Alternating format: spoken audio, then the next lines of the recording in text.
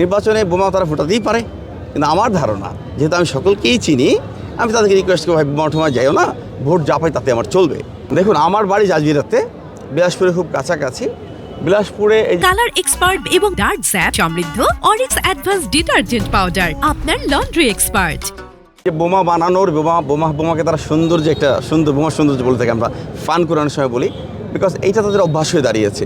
অভ্যাস থেকে যদি বাদ দেওয়ানো যায় তাহলে এটা মুক্ত করা সম্ভব। আর নির্বাচনের কথা যদি বলেন, সেই ক্ষেত্রে নির্বাচনে বোমা তারা ফোটাতেই পারে, কিন্তু আমার ধারণা যেহেতু আমি সকলকেই চিনি, আমি তাদেরকে রিকোয়েস্ট করবো, ভাই বোমা ঠোমা যাইও না, ভোট যা পাই তাতে আমার চলবে।